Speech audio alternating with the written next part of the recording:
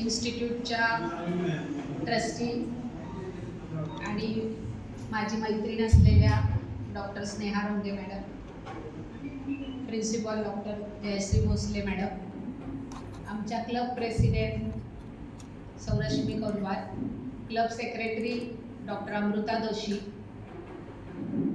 या शाळेतील सर्व शिक्षक शिक्षिका, शिक्षकेतर कर्मचारी, या कार्यक्रमासाठी आवर्जून आणि वेळ काढून आलेले सर्व पालक बंधू भगिनी आणि माझ्या छोट्या मैत्रिणी, सर्वांना सर्वप्रथम नमस्कार. आज एका वेगळ्या विषयासाठी आपण इथं जमलेलो आहोत आणि गेली 5-7 मिनिटं हा सुरुवातीचा जो काय कार्यक्रम चाललाय ते बघत असताना माझ्या मनात असं यायला लागलंय की सगळ्या जणांना ह्या विषयात फार दडपण आलंय का, सगळे गंभीर सिरियस झालेत की काय असं वाटायला लागलं. आणि येताना इतकं छान की ह्या छोट्या छोट्या मुली वर्गातनं मुलं मुली बसलेले आम्ही पाहत आलो होतो आणि ते खूप छान वाटत होतं की इतकी निरागस छान मुली आहेत आणि असंच त्यांचं निरागसत्व, असंच त्यांचं जे हेल्थ आहे, हेल्दी आहे, ते कायमसाठी राहावं म्हणून या कार्यक्रमाचं आपण आयोजन केलेलं आहे. आता मागं बसलेल्या ज्या छोट्या मुली आहेत त्यांना सगळ्यांना माझ्या माहितीची सुरुवात करण्यापूर्वी मी एक गोष्ट सांगते. गोष्ट आवडती ना सगळ्यांना? एका म्हणजे आपला हा जो विषय आहे कॅन्सरचा, हा कशाशी संदर्भात आहे तर आपण जर विचारलं, मी आता तुम्हाला प्रत्येकीला इथून सुरुवात केली की तुम्ही कशाला घाबरता, नाही विचारत नाही, घाबरू नका. पण जर मी ओळीनं अशी सुरुवात केली, अगदी पुरुषांना पण, सगळ्या पुरुष पालकांना पण विचारलं तर मला प्रत्येक जण काही काही उत्तर देतात. तुम्ही तुमच्या मनात सगळ्या मुलींनी ठरवा, आपण काय सांगायचं, कशाला घाबरतो, शिक्षकांना, प्रिन्सिपल मॅडमना, ट्रस्टींना, इथंपासून काय काय उत्तर येतील, ॲक्सिडेंट, झुरळ, पार, हो ना, कशाला ते तुम्ही घाबरता. पण सगळे सजीव, म्हणते मी, नुसती माणसं सुद्धा नाही, कशाला घाबरता त्याचं उत्तर आहे काय? जन्माला आलेला प्रत्येक जीव, आता तुम्हाला क्ल्यू देते, कशाला घाबरतो? बोला बोला. मरणाला. करेक्ट. सो मृत्यू हे सगळ्यांना घाबरवणारा शब्द आहे. मग आता मी गोष्टीकडे येते बरं का, विसरून जायचे नाही तर मी तुम्हाला गोष्ट सांगते म्हटले. तर एकदा काय झालं, भगवान बुद्धांचं नाव तुम्ही ऐकलंय? ते असे तीर्थाटन म्हणजे प्रवास करत एका गावाहून दुसऱ्या गावाला जात होते.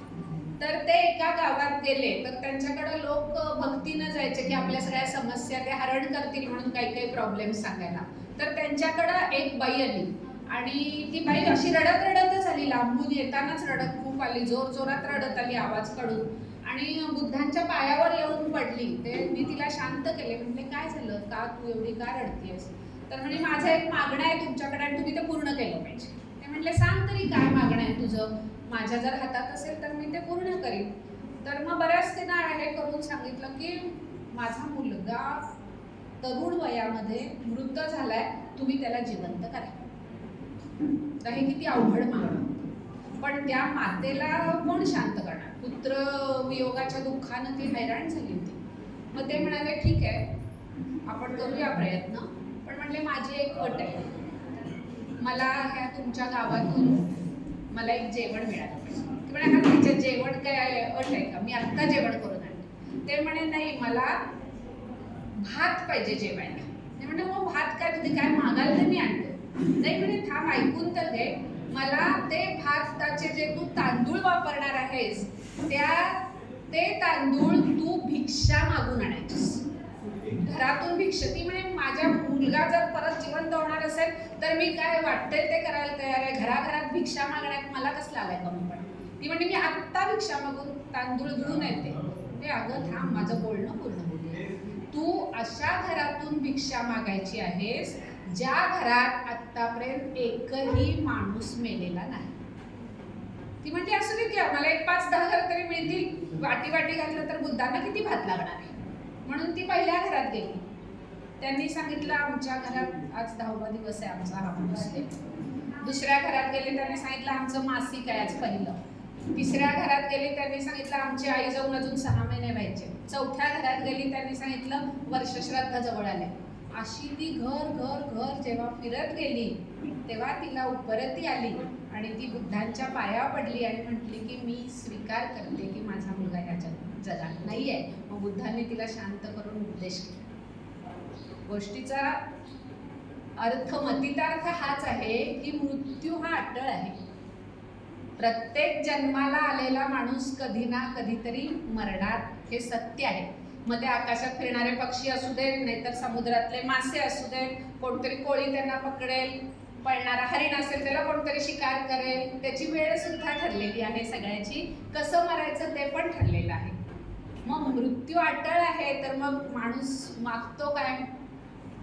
आपण सगळे पंढरपुरात राहतो. गीतेतल्या एका श्लोकात म्हटलंय अनायासेन मरणं विना दैन्येन जीवितम्. म्हणजे दीनवाणेपणे जगण्याची, केविलवाणेपणे जगण्याची वेळ येऊ नये आणि मरताना यातना होऊ नये. बिन यातनेचं पेनलेस डेथ व्हावं अशी आपण मागणी मागायची. तेवढंच आपल्या हातात आहे. आणि ज्यावेळी आपण आजच्या विषयाचा विचार करायला लागतो त्यावेळी हेच तत्व सगळ्यांनी लक्षात ठेवायचे. कारण माणसाच्या मृत्यूची कारणं अनेक आहेत. तुम्हाला माहिती आहे, कोण हार्ट अटॅकनं मरतो, कोण टीबीमुळे फुफ्फुसं बाद होऊन मरतात, कोण ॲक्सिडेंटमध्ये मरतो, आणखीन कशानं मरतो. हे नैसर्गिक आणि अनैसर्गिक जी मृत्यूची कारणं आहेत त्यातलं अत्यंत वाईट अर्थानं अजूनही अजिंक्य राहिलेला, म्हणजे सगळ्या रोगावर आता टीबीपासून सगळ्यावर औषध गोळ्या निघालेल्या आहेत, पण अजूनही कॅन्सरवर 100% औषध मिळालेलं नाही. हे सत्य आहे. बरंच आपण तिथपर्यंत झालो, बरीच वर्ष कॅन्सर फ्री झालो असं आपण डिटेक्ट करतो, पण 100% ह्या कॅन्सरवर हे औषध हे अजूनही निघालेलं नाही, म्हणून तो अजिंक्य.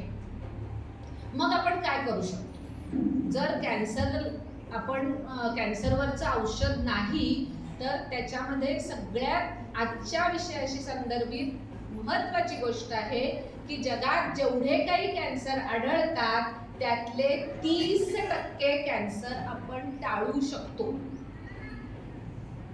आणि लवकर निदान झालं आणि लवकर उपचार झाले तर हे कॅन्सर बरे होऊ शकतात आणि नॅचरल लाईफ माणूस जगू शकतो. मग आता हे टाळायचे कसे? आता कॅन्सरची व्याप्ती इतकी मोठी आहे की जगामध्ये आपण फक्त लिमिटेड करू, कारण डोक्यापासून पायापर्यंत प्रत्येक अवयवाचा कॅन्सर माणसाला होऊ शकतो. कॅन्सर म्हणजे पेशींची अनियमित वाढ. मूल जसं लहानपणापासून मोठं होत असतं तशी आपल्या पेशींची वाढ होत असते, पण ही वाढ कंट्रोल्ड असते. आणि जेव्हा ही वाढ कंट्रोलच्या बाहेर जाते, त्याच्यामध्ये आजचा आपला तो विषय नाही किंवा हे थोडं शास्त्रीय होईल म्हणून मी तुम्हाला सांगत नाही, एक टार्गेट सेल म्हणून असते.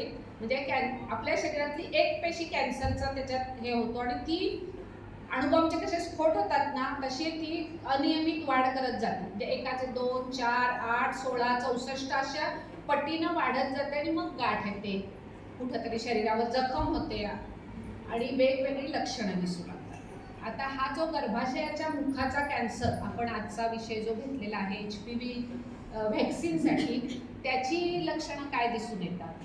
तर बऱ्याचदा बायकांना आणि एक मला मुद्दाम आवर्जून आता मी आधीच सांगते की पुरुष वर्ग पण इथं आहे की ह्या गोष्टीमध्ये आपण लाजायचं नाही. बऱ्याचदा असं होतं की सामाजिक प्रतिष्ठेच्या म्हणा किंवा सभेच्या यानं आपण लाजून जातो किंवा हे पुरुष वर्गासमोर कसं बोलायचं, समाजात पुरुषने बायका सुद्धा एकमेकांशी बोलायला तयार होतात. पण हे सगळ्यांनी बोललं, सांगितलं पाहिजे की साधारणपणे बायकांना जर अंगावर रक्तस्राव जास्त होऊ लागला तर त्यांची असंख्य कारणं आता मॅडमना माझ्यापेक्षा जास्त माहिती आहे.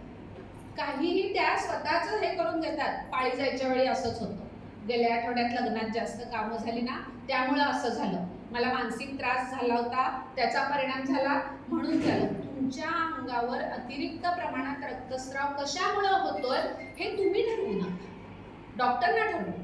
त्यामुळे सगळ्यात महत्त्वाचं कारण हे आहे की जर अंगावरून पाळीच्या वेळी जास्त रक्तस्राव होत असेल किंवा 2 पाळ्यांच्या मध्ये इंटरमेन्स्ट्रुअल म्हणतो आम्ही. जर जास्त रक्त जात असेल, एकदा सुद्धा 2 पाळ्यांच्या मध्ये नाही जायला पाहिजे. ज्या विवाहित स्त्रिया आहेत त्यांना सेक्शुअल इंटरकोर्स म्हणजे लैंगिक संबंध आल्यानंतर जर रक्तस्राव होत असेल आणि अति जास्त प्रमाणात जर अंगावर पांढरं जात असेल, श्वेतपदर किंवा ल्युकोरिया म्हणतो आपण त्याला, तर ही सगळी कॅन्सर, गर्भाशयाच्या मुखाच्या कॅन्सरची लक्षणं असू शकतात. आणि काही वेळा ह्यातलं काहीही न दिसताना सुद्धा रुटीन एक्झामिनेशनमध्ये सुद्धा कॅन्सर आहे हे दिसतं. तर ह्यातलं काही जर आपल्याला किंवा आपल्या परिसरातल्या बहीण असेल, आई असेल, सासू असेल, नणंद असेल, कोणाला होत असेल तर आपण सगळ्यांनी जागरूकता निर्माण करायची आहे की डॉक्टरकडे जाऊन तपासून घे. कॅन्सर नाही ना याची खात्री करू. आता हे झाल्यानंतर मग सगळं कॅन्सर हा शब्दच इतका भयानक आहे की सगळे आपण घाबरून जातो कॅन्सर म्हटलं की. मग ह्याच्यासाठी आपण काय करायचं आहे की तो टाळता येतो का हे पाहायचं. आता ते टाळण्याचे प्रकार काय, तर त्याचे 2 प्रकार आहेत टाळण्याचे. एक म्हणजे पॅप स्मिअर नावाची एक तपासणी असती. त्याच्यामध्ये पॅपेनिक्युलर स्टेन म्हणजे कॅन्सर होण्यापूर्वी काही चेंजेस होत असतात गर्भाशयाच्या मुखावर, आणि ते जे बदल होतात ते आपण गर्भाशयाच्या मुखावरून एक कापसाचा बोळा फिरवतो आणि सूक्ष्मदर्शक यंत्राखाली ते पाहतो. आणि त्याच्यात जर आपल्याला त्या पेशी आढळल्या तर ती प्री कॅन्सरस स्टेज म्हणजे कॅन्सर होण्यापूर्वी आपण गर्भाशय काढण्याचं ऑपरेशन करून स्त्रीला वाचवू शकतो. तर ही पॅप स्मिअरची जी टेस्ट आहे ही आम्ही आमच्या डॉक्टर काणे मेडिकल ट्रस्टतर्फे रोटरी क्लब, इनरव्हील क्लब आणि आता भारत विकास परिषद या ज्या NGO म्हणजे स्वयंसेवी संस्था आहेत ह्यांच्या मार्फत मोफत करून देतो दरवर्षी. ह्या टेस्टला जर तुम्ही बाहेर म्हणजे शिबिर नसताना करायला गेला तर 2 ते 2.5 हजार रुपये खर्च येतो आणि गेली 15 वर्ष आपण या स्त्रियांना पूर्णपणे मोफत पॅप स्मिअर टेस्ट करतो.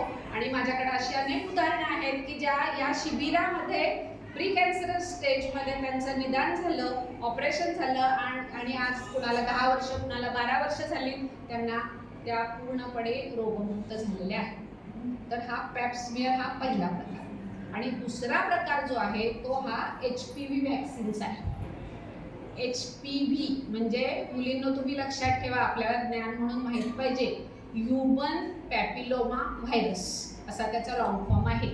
की ह्या मी म्हटलं की कॅन्सरचं कारण शोधण्यासाठी जगभरामध्ये संशोधन मोठ्या प्रमाणात चालू आहे, मोठा पैसा त्याच्यावर खर्च होतोय, कारण शेवटी माणसाच्या कल्याणासाठीच सगळं संशोधन असलं पाहिजे. तर त्यांच्या असं लक्षात आलं संशोधन करताना की स्त्रियांच्या गर्भाशयाचा मुखाचा जो कॅन्सर होतो त्या कॅन्सरसाठी एक व्हायरस म्हणजे विषाणू जबाबदार आहे. आपल्याला आता करोना व्हायरस हे नाव सगळ्यांना माहीत झाले करोनाच्या काळामध्ये.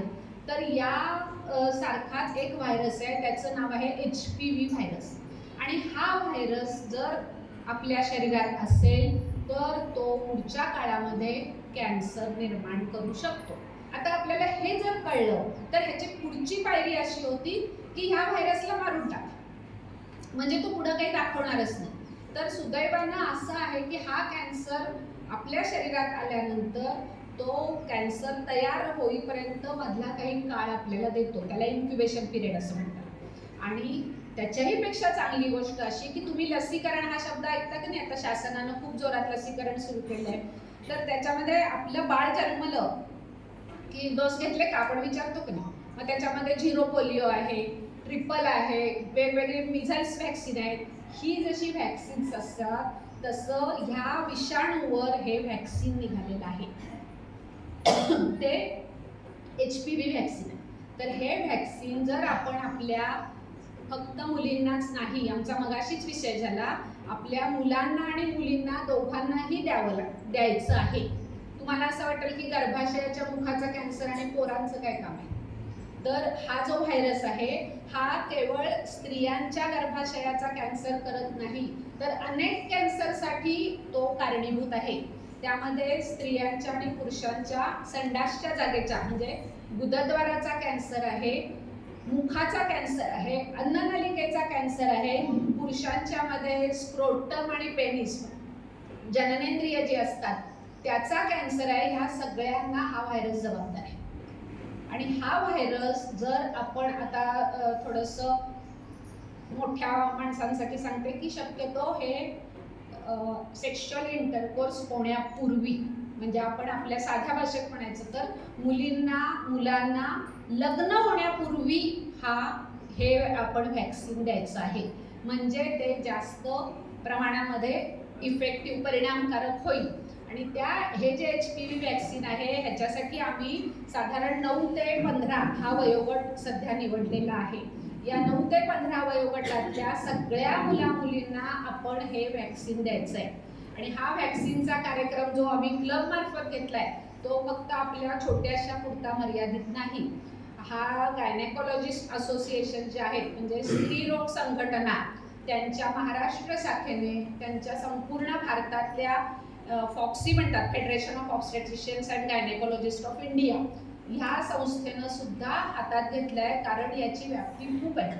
भारतामध्ये स्त्रियांच्या गर्भाशयाच्या मुखाच्या कर्करोगाचं प्रमाण मोठ्या प्रमाणात, म्हणजे स्त्रिया ज्या कॅन्सरनं मरतात त्याच्यामध्ये ब्रेस्ट कॅन्सर आणि गर्भाशयाचा कॅन्सर हे 2 प्रमुख कॅन्सर आहेत. आणि त्याच्यामध्ये दर 8 मिनिटाला एका स्त्रीचा भारतात मृत्यू होतोय आणि 51 कोटी स्त्रिया या कॅन्सरला बळी पडतायत अशी आकडेवारी. आपण ते फारच संख्यात्मक गोष्टीकडे लक्ष देऊया नको. आपण आणि आपल्या घरातील स्त्रियांना याच्यापासून वाचवायचं असेल तर आपण खरं तर सगळ्या स्त्रियांनी HPV व्हॅक्सिन घेतलं तर चांगलं आहे. त्याच्यामध्ये आपण 9 ते 15 वयोगटात घेतलं तर आपण 100% त्यांना प्रोटेक्शन देऊ शकतो. काही वेळेला मला आत्ताच कुणीतरी विचारलं की आपण घेतलं तर चालेल का आता, तर कुठल्याही वयातल्या स्त्रियांनी घेतलं तर चालेल. फक्त त्याच्यामध्ये एक खोच अशी आहे की कदाचित HPV व्हायरस तुमच्या शरीरात अगोदरच असण्याची शक्यता आहे आणि म्हणून त्याला तुमची इम्युनिटी तयार झाली असेल. मग आम्ही काय सांगतो की पॅप स्मिअर टेस्ट करून घ्या प्रत्येकीची, आणि ही पॅप स्मिअर टेस्ट निगेटिव्ह असेल तर तुम्ही HPV व्हॅक्सिन घ्या. हा त्याच्यावरचा उपाय आहे. आता ह्याच्याविषयीची जर जास्त माहिती तुम्हाला हवी असेल तर तुमच्या रोंगे मॅडम आहेत किंवा तुमच्या आसपासच्या कुठल्याही जवळच्या डॉक्टरकडे जावा, ते सगळी तुम्हाला ही माहिती देतील. आज थोडंसं वेळेचं बंधन असल्यामुळे मी जास्त त्यातल्या डिटेलमध्ये जात नाही. Incoming voice call from Sneha caller on SIM1. देशात निर्माण होत होतं, त्यामुळे ते खूप कॉस्टली होतं. म्हणजे ह्या व्हॅक्सिनची किंमत साधारणपणे 1500 रुपयापासून 5,500 पर्यंत आहे वेगवेगळ्या कंपन्यांच्या प्रमाणात. हे व्हॅक्सिन आपण कितीला द्यायचं आहे तर 9 ते 15 वयोगटातील मुलींना 2 वेळा द्यायचं आहे, 0 and 6 months. म्हणजे आज जर आपण दिलं, आपण 1 जानेवारी धरू आजच्या ऐवजी सोपे आहे ह्याच्यात, तर 1 जानेवारी 2025ला जर दिलं तर 6 महिन्यांनी, म्हणजे 1 जुलै का जानेवारी फेब्रुवारी मार्च जूनला पूर्ण होणार 6 महिने, 1 जुलै 2025ला दुसरा डोस द्यायचा आहे 9 ते 15 वयोगटातल्या. आणि 15 वर्षापेक्षा जर पुढच्या स्त्रियांना घ्यायचं असेल तर त्यांना 3 डोस घ्यायचे, 0, 2 months आणि 6 months. ह्याचं शेड्यूल सगळं तयार आहे. तुम्ही फार डोक्याला लक्षात ठेवायचा, मेंदूला ताण देऊ नका. तुम्ही ज्या डॉक्टरकडे जाल ते तुम्हाला कार्ड देतील, पुढच्या डोसची तारीख देतील आणि त्याप्रमाणे तुमच्या मुलांना आणि मुलींना कॅन्सरपासून वाचवण्यासाठी सगळ्यांनी हे व्हॅक्सिनेशन करून घ्या. आता आपल्या इनरव्हील क्लब आणि काही समाजसेवी संस्थांच्या मदतीनं हे जे आता 2000 जरी आपण ॲव्हरेज धरलं तरी साधारणपणे 2 डोस म्हटलं तरी 4000 रुपये तुम्हाला खर्च येणार आहे. तर त्यातला पहिला डोस, बरोबर आहे, पहिला डोस तरी टोटल फ्री देणार आहोत आम्ही. आणि दुसऱ्या डोसचं अजून नियोजन आमचं झालेलं नाही.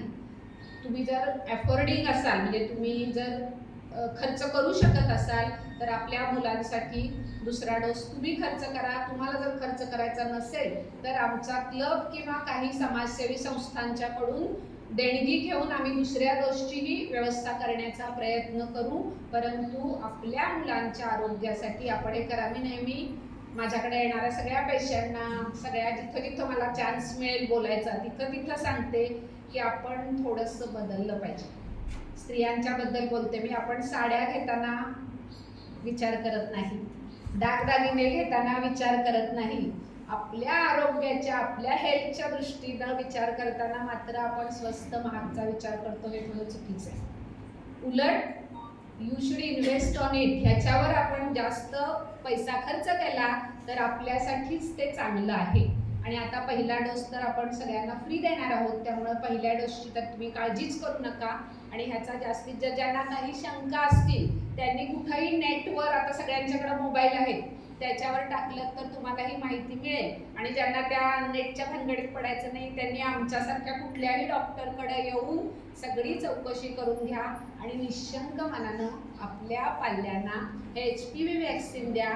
आणि तुमच्या सगळ्यांची मुलं मुली पूर्णपणे कॅन्सर मुक्त होत आणि ती निरोगी आणि दीर्घायुष्य होत अशी पांडुरंग रुक्मिणी चरणी प्रार्थना करते. मला हे माझं ज्ञान तुमच्या सर्वांच्या बरोबर शेअर करण्याची संधी दिल्याबद्दल आमच्या इनरव्हील क्लब आणि लोटस फाउंडेशनच्या सगळ्या ट्रस्टींना धन्यवाद देते आणि माझ्या वाणीला विराम देते. धन्यवाद.